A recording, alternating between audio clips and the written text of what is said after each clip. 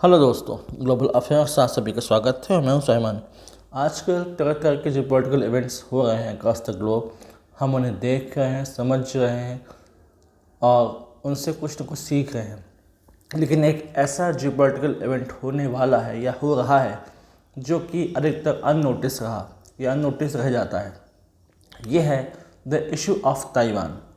एक ऐसा देश जो लीस्ट डिस्कस किया जाता है, ऐसा लगता है कि उसका कोई जियोपॉलिटिकल सिग्निफिकेंस नहीं है, लेकिन इसकी जियोपॉलिटिकल सिग्निफिकेंस है। फिर चाहे जियोपॉलिटिक्स में हो, जो इकोनॉमिक्स हो, इसकी लोकेशन हो, हर तरीके से ये सिग्निफिकेंट है। दरअसल ताइवान ने ऑफ़र दिया है इंडिया को कि हम हेल्प कर सकते हैं आपकी to reduce your trade deficit with China, ताकि आप अपने ट्रेड को प्रॉपरली मैनेज कर सकें, आपका जो बैलूनिंग ट्रेड डेफिसिट है विद चाइना वो कम हो सके और आप ट्रेड एंड कॉमर्स में एक अपर एज ले सकें। रायसीना डायलॉग, जो कि बहुत इंपॉर्टेंट जो पॉलिटिकल डायलॉग है, हाल ही में कंक्लूड हुआ। वहाँ पर ताइवान के डिप्टी NSA आए हुए थे। उन्होंने ये ऑफ़र दिया हुआ है। उन्होंने कहा है कि यदि आप हमारे साथ आते हैं तो हम आपको इससे रिलीफ दे सकते हैं। जो ट्रेड डेफिसिट भारत झेलता है विद चाइना, जो कि हैवी है, उसे आपको आराम मिलेगा, हम आपका असिस्टेंस करेंगे। दरअसल अगर ट्रेड की बात करें विद चाइना तो साइजेबल ट्रेड है हमारा, $100 बिलियन से ज़्यादा हमारा ट्रेड है, जिसमें अधिकतर हम एक्सपोर्ट नहीं इंपोर्ट करते हैं और हमारा एक्सपोर्ट बहुत लीस्ट है टू चाइना। और यहाँ पर हम जो इंपोर्ट करते हैं from China, that is electronic equipments, computer hardware और सिमिलर गुड्स, जिससे अच्छा खासा रेवेन्यू चाइना कमाता है और हम हमेशा डेफिसिट में रहते हैं। तो ताइवान का ऑफ़र ये है कि आप हमारे साथ साइन करें free trade agreement, free trade pact, India और ताइवान साइन करें। ताइवान की कंपनियां इंडिया में आएँ, इंडिया के पास ट्रेंड मैन पावर है, अच्छा खासा डेमोग्राफिक डिविडेंड है, उसको यूटिलाइज किया जाए और टेक्नोलॉजी और डेमोग्राफिक डिविडेंड को एक साथ इंटीग्रेट अगर कर लिया जाए तो इससे भारत के लिए विन विन सिचुएशन हो जाएगी। अगर ताइवान की बात आती है तो चाइना अलर्ट हो जाता है। ताइवान बहुत ज़्यादा सिग्निफिकेंट और बहुत सेंसिटिव इशू है फॉर चाइना। इवन USA बहुत क्लोजली कोऑपरेट करता है with Taiwan on many issues.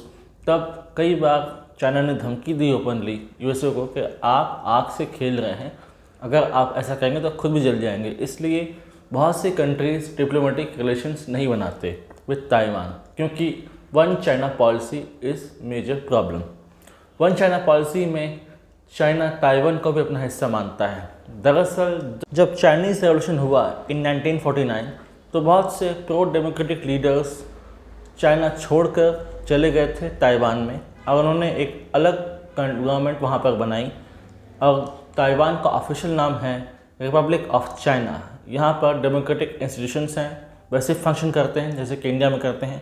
वही चाइना का ऑफिशियल नाम है पीपल्स रिपब्लिक ऑफ चाइना, यानी कि rule of communist government, one party rule और कोई टाइमली इलेक्शंस यहाँ पर होते नहीं हैं। यहाँ पर एक डिक्टेटोरियल रजीम रूल करती है। तो दोनों ही देशों में ज़मीन आसमान का अंतर है, लेकिन पॉलिटिकली ये बहुत सेंसिटिव इशू रहता है। इसलिए जो गवर्नमेंट्स अक्रॉस द ग्लोब हैं वो बहुत कम इंगेज करती हैं विद ताइवान, और जो करती हैं वो भी बिग पावर्स हैं just like USA and their allies.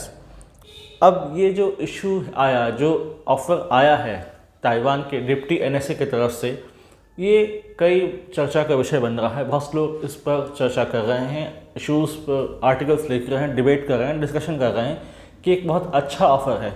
यदि हम इसको मान लेते हैं, इसको अगर एक्सेप्ट कर लेते हैं तो हमारा जो बैलूनिंग ट्रेड डेफिसिट है विद चाइना वो काफ़ी हद तक कम हो जाएगा। देखा जाए तो ये गलत भी नहीं है। और ताइवान ने ऑफ़र भी किया था एक special visa for Indian workforce, Indian workers के लिए एक अलग से वीज़ा का प्लान उन्होंने लेकर आए थे 2024 में कि इंडियन वर्कर्स ताइवान आएँ, यहाँ सेटल हों, जॉब करें और पैसे कमाएं। तो देखा जाए तो ये बहुत अच्छा ऑफ़र है और इंडियन कंपनीज़ भी इंटरेस्ट ले रही हैं, ताइवानीज़ कंपनीज़ भी इंटरेस्ट इसमें ले रही हैं। टाटा ग्रुप ने हाईमैक्स ग्रुप और PSMC के साथ एक कोलैबोरेशन किया हुआ है, जहां पर सेमीकंडक्टर मैन्युफैक्चरिंग फैसिलिटीज़ बनाई जा रही हैं इन धुलेरा, गुजरात। और सिमिलर ट्रेड और कॉमर्स के दूसरे एवेन्यूज़ भी एक्सप्लोर किए जा रहे हैं। लेकिन जब भी ऐसा कुछ होता है तो चाइना क्रिटिसाइज़ करता है इंडिया को। ताइवान और इंडिया का कोई डायरेक्ट डिप्लोमेटिक रिलेशन नहीं है, just like other countries. Taiwan का कोई एम्बेसी नहीं है इंडिया में, एक रिप्रेजेंटेटिव ऑफिस है जो कि अल्टरनेटिव है ऑफ एम्बेसी। तो यहाँ पर दिल्ली और चेन्नई में उनका एक ऑफिस है, लेकिन तीसरा ऑफिस खोला गया मुंबई में।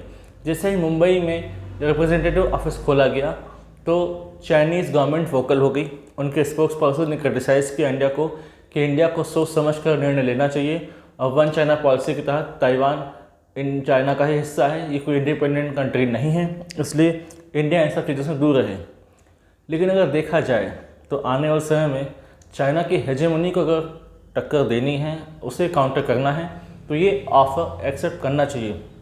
अभी ये बात सही है कि चाइना और इंडिया क्लोज आ गए हैं। हाल ही में पीएम मोदी के पॉडकास्ट को लेकर चाइना का एप्रिसिएशन आया। उन्होंने कहा कि इंडिया चाइना का क्लोज आना चाहिए, एक डांस होना चाहिए ऑफ ड्रैगन एंड एलिफेंट। लेकिन चाइना का हिडन मोटिव हम सभी जानते हैं।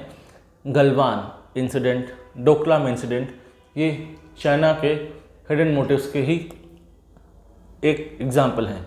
और साथ ही साथ वो पाकिस्तान को भी सपोर्ट करता रहता है by providing 5th generation fighter jets J-20, J-35 and similar other jets and military hardware.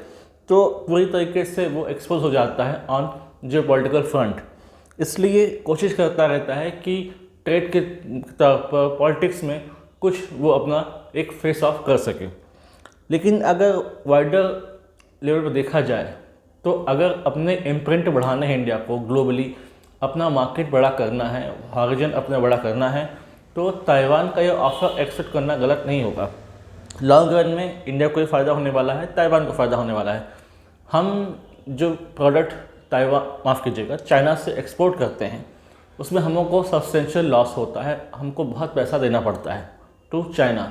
तो क्यों ना अगर हमें एक अल्टरनेटिव रूट मिल रहा है अवे फ्रॉम चाइना, जहाँ पर हमें फ़ायदा हो रहा है, जहाँ पर सामने वाला पक्ष हमसे ये भी कह रहा है कि हम इन्वेस्ट करेंगे आपके देश में और ट्रेन करेंगे, आपके मैन पावर को ही ट्रेन किया जाएगा, इंडिया में ही प्रोडक्ट बनेगा और आप ग्लोबली सामान को बेचिए, रेवेन्यू कमाइए, प्रॉफिट कमाइए। तो इसमें गलत क्या है? और देखा जाए तो उसको वेल थॉट प्रोसेस है ये। और हाल ही में फिलीपींस ने भी एक ऑफ़र दिया था इंडिया को स्क्वाड ग्रुप को ज्वाइन करने का, जहाँ पर कहा गया था कि ये एक मिलिट्री अलायंस है अगेंस्ट चाइना, आप इसे ज्वाइन कीजिए। वहाँ के जो मिलिट्री जनरल थे मिस्टर रोमियो ब्राउनर, वो आए हुए थे, उन्होंने प्रपोजल दिया कि आप भी स्क्वाड में जाइए, जिसमें यूएस है, ऑस्ट्रेलिया है, जापान है, फिलीपींस है। तो कुल मिलाकर ये है कि चाइना के जितने भी नेबरिंग कंट्रीज़ हो गए वो सब चाइना से त्रस्त हैं, परेशान हैं। तो वो एक रिलीफ चाहते हैं, उनको इंडिया में अपॉर्चुनिटी दिखती है, फिर चाहे ट्रेड एंड कॉमर्स हो, जियो पॉलिटिक्स हो, टेरिटोरियल डिस्प्यूट्स हो, कोई भी एस्पेक्ट्स हों, उन सब में ये नज़र आता है। इसलिए इसको लेकर गवर्नमेंट ऑफ इंडिया को सोचना चाहिए और कितनी बार जो है हम वन चाइना पॉलिसी को फॉलो करेंगे। वैसे भी अक्साई चिन तो वो लेकर ही बैठा हुआ है, जो कि हमारा इंटीग्रल हिस्सा है, उसको वो रिकोगनाइज तो करता नहीं।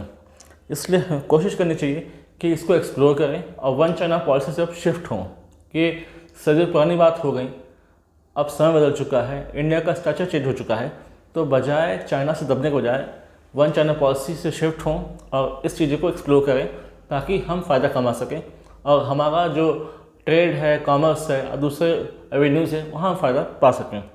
Let's see government of India इसको लेकर क्या सोचती है और इस पर क्या डिसीजन लेती है। एंड वी होप कि जो डिसीजन लेगी वो इंडिया के लार्जर फ़ायदे में ही होगा। इससे रिलेटेड कोई सिग्निफिकेंट इन्फॉर्मेशन आती है तो I will make a separate video in this regard. Do like, comment, share, subscribe the video and widely spread this video for the knowledge of people. यदि आप हमसे जुड़ना चाहते हैं तो आप इंस्टाग्राम, टेलीग्राम के थ्रू जुड़ सकते हैं। The link in given in description. Thanks for watching. जय हिंद, जय भारत।